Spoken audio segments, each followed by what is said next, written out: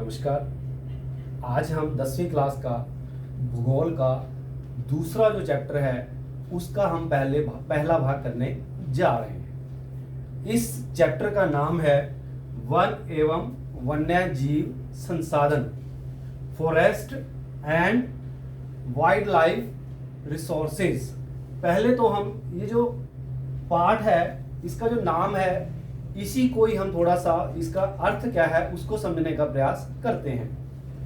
One अर्थात forest एवं and वन्य जीव वाइल्ड लाइफ, यानी उस जंगल के अंदर जो वन्य जीव पाए जाते हैं वो अपने आप में एक संसाधन है। यानी जो वन है और जो वहां पर उसमें पाए जाने वाले जो भी प्राणी हैं, जानवर हैं, वो अपने आप में संसाधन है। क्योंकि संसाधन हम पहले पढ़ चुके हैं कि कोई भी ऐसी चीज जो हमारी आवश्यकता की पूर्ति करती है वो संसाधन कहलाती है। तो यहाँ पर जो वन है आपको पता ही है कि किस प्रकार कितने ढंग से हमारी मदद करते हैं, और जो वन्य जीव हैं वो भी हमारी किस प्रकार मदद करते हैं। तो इसलिए वो अपने आप में संसाधन है। इसलिए इस पाठ का नाम है वन एवं वन्य जीव संसाधन, forest and wild life resources. आज हम इस पार्ट 1 में 2-3 बिंदुओं पर हम प्रकाश डालेंगे। पहली बात क्या है वो है बायोडाइवर्सिटी या जैव विविधता, और दूसरा है कि flora and fauna in India, यानी भारत में जो प्राणी जात एवं वनस्पति पाया जाता है उसकी हम बात करेंगे। और फिर तीसरी हम बात करेंगे कि जो पेड़ पौधे और जो वन्य जीव हैं उनका वर्गीकरण कैसे किया गया है। तो सबसे पहले हम जैव विविधता पर आते हैं, बायोडाइवर्सिटी पर आते हैं। बायो और डाइवर्सिटी दो अलग अलग शब्द हैं। बायो का अर्थ होता है जैव, यानी जिनमें लाइफ है। डाइवर्सिटी यानी विभिन्नता, यानी लाइफ में विभिन्नता पाई जा रही है।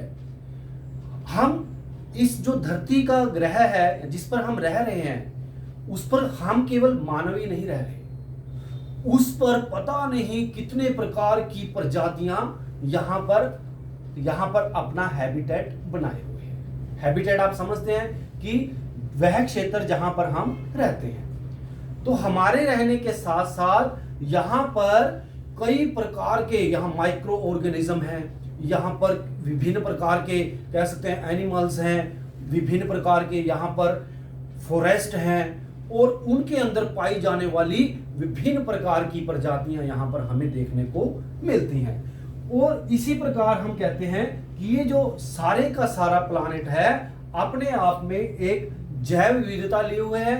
क्योंकि हम जितने भी प्राणी हैं इस धरती पर रह रहे हैं वो आपस में एक दूसरे से कुछ ना कुछ ले रहे हैं। अगर हमें से एक भी चीज खत्म हो जाती है तो दूसरी चीज अपने आप में संकट में आ जाती है। तो जैव विविधता होती है कि यहां पर जितने भी जैव हैं या जितने भी प्राणी हैं वो अपना संतुलन बनाए रखने के लिए एक दूसरे के ऊपर निर्भर हैं। हम लाइफ साइंस में पढ़ते हैं, जीव विज्ञान में पढ़ते हैं कि हमारे यहाँ पर जो फॉरेस्ट होते हैं, घास होते हैं, उनको हिरन खाता है। अब हिरन जो है वो शाकाहारी है इसलिए वो घास ही खाएगा। अब उस हिरन को क्या है शेर खा लेता है क्योंकि वो मांसाहारी है, उसको खा रहा है। अगर क्या हो कि घास ही नहीं होगा, फॉरेस्ट ही नहीं होंगे, तो जो हिरन है उसको तो खाने को कुछ नहीं मिलेगा, उसका तो अस्तित्व अपने आप ही खत्म हो जाएगा। और उसी प्रकार अगर ये हिरण को कुछ खाने को ना मिला तो वो मर जाएगा, तो उसको जो खाता है कौन खाता है, शेर खाता है, तो वो भी अपने आप ही खत्म हो जाएगा। तो इस प्रकार हमारी धरती पर एक जैव विविधता देखने को मिलती है, और ये जैव विविधता का संतुलन होना बहुत जरूरी है, तभी हम इस धरती पर बने रह सकते हैं और अन्य जो दूसरे प्राणी हैं उनको भी यहां पर बचा करके रख सकते हैं। तो दूसरी जो हम बात करने जा रहे हैं वो है वनस्पति एवं प्राणी जात या flora and fauna in India. अब ये दो शब्द हैं, flora and fauna. Flora refer करता है हमारे यहां पर जितने भी प्लांट्स हैं, यानी प्लांट्स की तरफ इशारा कर रहा है, फूलों की तरफ, उससे निकल रहा है फ्लोरा। फ्लोरा जो वर्ड है वो यहां पर जितने भी पेड़ पौधे पाए जाते हैं उसकी तरफ इशारा करता है। और जो फोना है, यहां पर जितने भी एनिमल पाए जाते हैं, चाहे वो हम हैं या कोई जानवर हैं, उन सबको मिलाकर के हम उसको फोने के नाम से जानते हैं। तो फ्लोरा जो है पेड़ पौधों की तरफ इशारा करता है, यानी वनस्पति की तरफ, और जो फोना है वो प्राणी जात, हम हैं या चाहे जानवर हैं, उसकी तरफ इशारा करता है। अब भारत में क्या है, कहा जाता है कि भारत में 47,000 के आसपास स्पीसीज हैं, वनस्पति की प्रजातियां हैं वनस्पति की, लगभग 47,000 से आसपास, और जो प्राणी जात है या फोना है उसकी लगभग 81,000 से ज्यादा प्रजातियां हमें यहां पर देखने को मिलती हैं। लेकिन प्रॉब्लम क्या है, क्या प्रॉब्लम है कि कहा जा रहा है कि इनमें से 10% जो वनस्पति है, जो हमारा फ्लोरा है, उसमें से 10% स्पीसीज ऐसी हैं जो संकट में है, यानी खत्म होने की कगार पर हैं, और जो फोना है उसमें से लगभग 20% उसकी जो स्पीसीज हैं, जो उसकी 20% प्रजातियां हैं, वो भी खत्म होने की कगार पर हैं। तो हम बता रहे हैं कि भारत में कितने प्रकार की वनस्पति या प्राणी जात पाया जाता है या फ्लोरा फोना पाया जाता है। अगले हम बात जो करने जा रहे हैं कि जो पेड़ पौधे हैं या जितने भी वाइल्ड लाइफ हैं, उनका वर्गीकरण हम किस प्रकार कर सकते हैं। तो ये जो वर्गीकरण है, एक संस्था है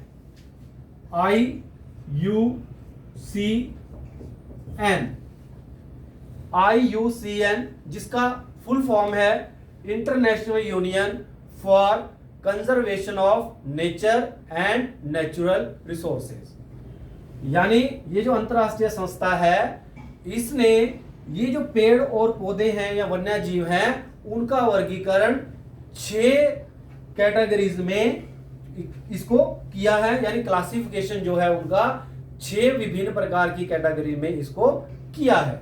हम एक एक करके उसकी हम बात करेंगे। पहला है सामान्य प्रजातियां या नॉर्मल स्पीसीज।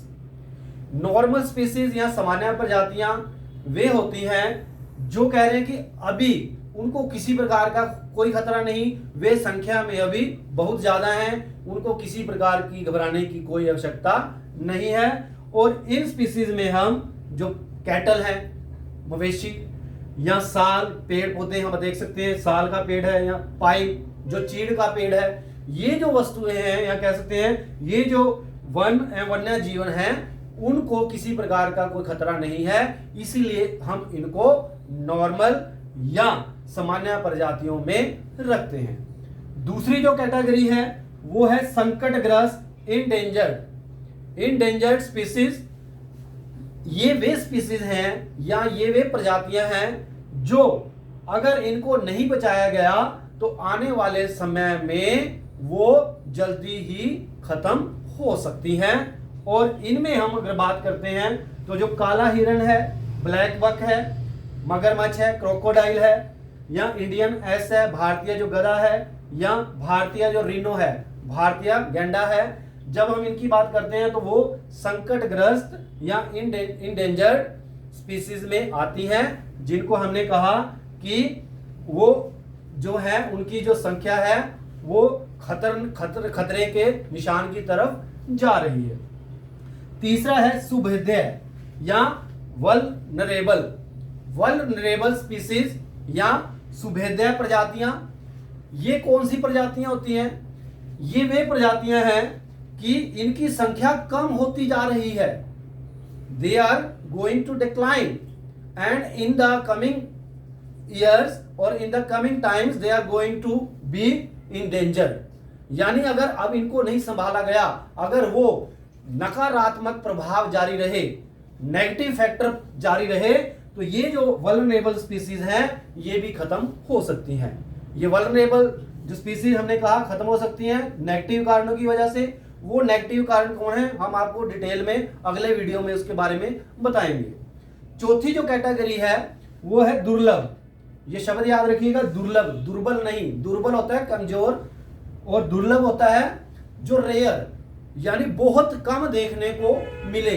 ऐसी प्रजाति जो हमें बहुत कम देखने को मिलती है उसको हम रेयर अंग्रेजी में कहते हैं, यानी जिनकी संख्या हमें बहुत ही कम देखने को मिलती है, ऐसी प्रजातियों को हम दुर्लभ प्रजातियों के नाम से जानते हैं। और इनमें हिमालय का जो भूरे रंग का रिछ होता है, भालू होता है वो, और जो डेजर्ट में फोक्स पाई जाती है, मरुस्थल वाले भाग में, उनमें जो फोक्स है डेजर्ट में, वो जो है वो दुर्लभ प्रजातियों में पाई जाती है।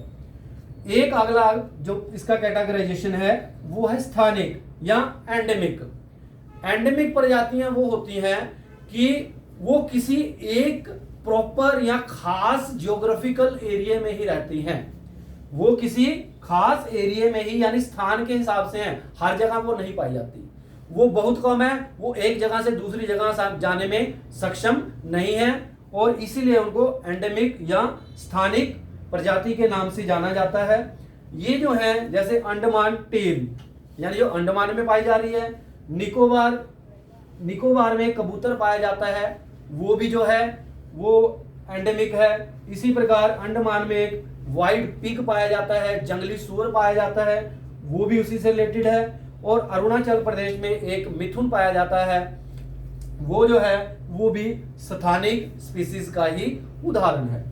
फिर है लास्ट कैटेगरी जो है, जो IUCN ने कैटेगराइज किया है, वो है एक्सटिंक्ट या विलुप्त या लुप्त या खत्म हो गई, यानी ऐसी प्रजाति जो पहले थी, it used to be but now it has come to an end, एक प्रकार से पूरी तरह से वो खत्म हो गई है।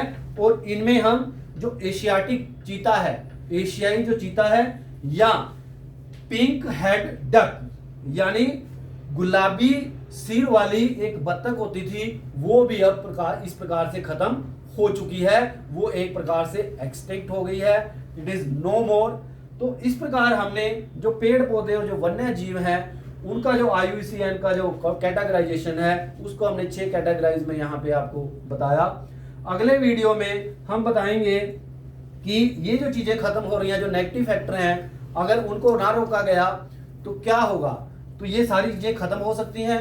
अभी हम आने वाले टाइम में अगले वीडियो में ये बताएंगे कि वो नेगेटिव फैक्टर क्या है और उसके लिए जो इंडियन गवर्नमेंट है, भारत की जो सरकार है या भारत का जो फॉरेस्ट डिपार्टमेंट है वो क्या कर रहा है। और इसी के साथ इस लेसन का पहला पार्ट खत्म हुआ। धन्यवाद।